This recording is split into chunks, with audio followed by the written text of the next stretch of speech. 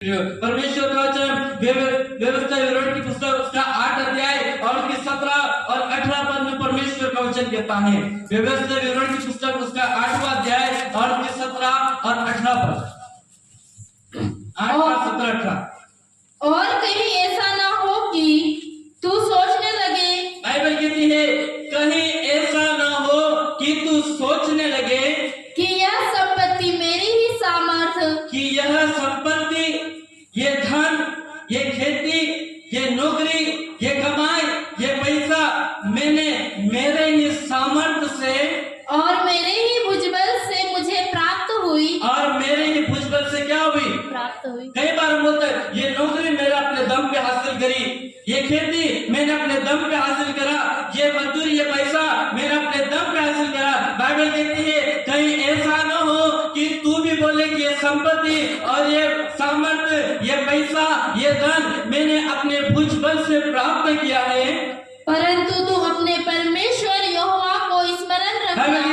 परंतु तू अपने परमेश्वर यहोवा को स्मरण करना, परंतु तू अपने परमेश्वर यहोवा को याद करना, क्योंकि वही है जो तुझे संपत्ति प्राप्त करने की सामर्थ्य इसलिए देता है। हालेलुया। बाइबल कहते हैं क्योंकि वो ही परमेश्वर है जो संपत्ति प्राप्त करने में हमको सामर्थ्य देता है, नौकरी करने में हमें सामर्थ्य देता है, खेती करने में हमें सामर्थ्य देता है, मजदूरी करने में हमें सामर्थ्य देता है, पढ़ाई करने में हमें सामर्थ्य देता है, घर बनाने के लिए परमेश्वर सामर्थ्य देता है। वचन कहता है क्योंकि वो ही परमेश्वर है जो तुझे सामर्थ्य देता है। मेरे प्रिय, हम क्या हैं उस बात पर कभी घमंड मत करना, हम क्या थे उस बात पर घमंड करना। प्रभु ने हमको कहां से कहां लेकर आए मेरे प्रिय। आज सब घमंड करता है ना, मैं आज तो ये पद पे हूँ, आज मेरे पास सब कुछ है। आप क्या हो इस बात पे कभी आप घमंड मत करना, परंतु आप क्या थे, प्रभु आपको कहां से उठाकर लेकर आया, प्रभु आपको कहां से बढ़ाया, उस बात को आप याद रखना, उस बात पे आप घमंड करना। मेरे जीवन में मैं हमेशा उस बात को मैं सोचता हूँ कि प्रभु ने हमारे परिवार को कैसा उठाया, कैसा प्रभु ने बढ़ाया। एक तपेली में है ना हमारा जीवन था, परंतु प्रभु ने आज बढ़ाया।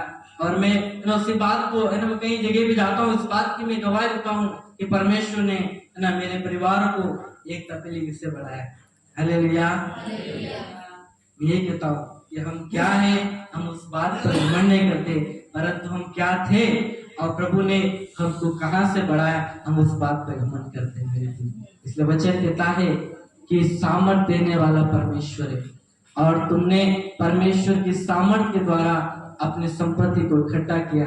और बाइबल के तुम ये मत बोलना कि मैंने अपनी सामर्थ्य संपत्ति इकट्ठा करी, मैं तो अपने सामर्थ्य से नौकरी लगा हूँ, मैंने तो अपने सामर्थ्य अपनी ताकत से ये घर को बनाया, ये बंगले को बनाया। बाइबल कहती है सब कुछ सामर्थ्य देने वाला परमेश्वर मेरे प्रिय। वचन कहता है क्यों परमेश्वर हमारे मध्य में रहता है, आशीष देने के लिए। चौथी बात बाइबल सिखाती है क्यों परमेश्वर हमारे मध्य में रहना चाहता है, क्यों परमेश्वर हमारे बीच में रहना चाहता है मेरे प्रिय। बाइबल कहती है पर जिस प्रकार से हमने पढ़ा कि मैं तुम्हारे मध्य में डेरा करूंगा, मैं तुम्हारे मध्य में बसूंगा और मैं तुम्हारे मध्य में चला फिरा करूंगा। और वचन कहता चौथी बात बाइबल सिखाती है कि हमारा रिश्ता परमेश्वर के साथ मजबूत बने। हालेलुया। परमेश्वर इसलिए हमारे साथ रहता है कि हमारा रिश्ता परमेश्वर के साथ मजबूत बने, हमारा रिश्ता परमेश्वर के साथ में गहरा बने मेरे प्रियो। इसलिए परमेश्वर हमारे मध्य में रहता है ताकि हम परमेश्वर की गहराई को हम जान पाए, परमेश्वर की प्रेम की गहराई को हम जान पाए। वचन कहता है कोई भी है ना आकाश की ऊंचाई को और समुद्र की गहराई को कोई नाप नहीं सकता, उससे बढ़कर परमेश्वर ने प्रेम किया।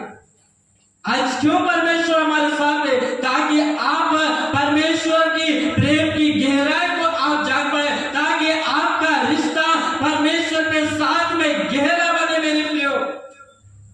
किसी भी परिस्थिति हो हमारा रिश्ता परमेश्वर के साथ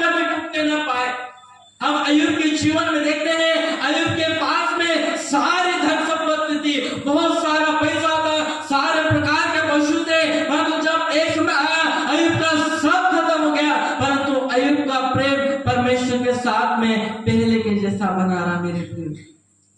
आज परमेश्वर भी चाहता है आपका प्रेम परमेश्वर के साथ गहरा बना रहे मेरे प्रिय। चाहे हम किसी भी हालत में रहें, चाहे हम किसी भी परिस्थिति में रहें, हमारा प्रेम परमेश्वर के साथ गहरा और घनिष्ठ बना रहे मेरे प्रिय। और वचन कहता है परमेश्वर को जानना। कब हम परमेश्वर को प्रेम को समझ सकते हैं, कब हमारा रिश्ता परमेश्वर के साथ में गहरा हो सकता है, जब आप परमेश्वर को जानेंगे, जब आप परमेश्वर को समझेंगे और जब आप परमेश्वर को पहचानेंगे। यदि हम अपने माता पिता को नहीं समझ पाए तो हम परमेश्वर को कब समझेंगे। आज हम अपने माता पिता का अनादर करते हैं, आज हम अपने माता पिता की आज्ञाओं को हम तोड़ देते हैं, आज अपने माता पिता का हम सम्मान नहीं करते। जब हम अपने माता पिता को हम समझ नहीं पाए, हम परमेश्वर को कब समझेंगे। ये जब हम अपने माता पिता को हम समझ जाएंगे, हम परमेश्वर को समझ जाएंगे। जिस प्रकार से कहते हैं अगर माता पिता है ना, वो ईश्वर का रूप होते हैं, वो परमेश्वर का रूप होते हैं। इसलिए यदि हम अपने माता पिता को हम जान पाएंगे, हम परमेश्वर को भी जान पाएंगे। आज लोग कहते हैं मैं तो परमेश्वर को जानता हूँ, मैं तो परमेश्वर को समझता हूँ, मैं तो परमेश्वर को पहचानता हूँ, पर यदि हमारा प्रेम परिवार के प्रति नहीं है, यदि हमारा प्रेम अपने रिश्तेदार के प्रति नहीं है, यदि हमारा प्रेम हमारे माता पिता के प्रति नहीं है, आपने परमेश्वर को कभी नहीं पहचाना, आपने परमेश्वर को कभी नहीं समझा, क्योंकि आपने अपने माता पिता को, आपने अपने परिवार को कभी नहीं समझा।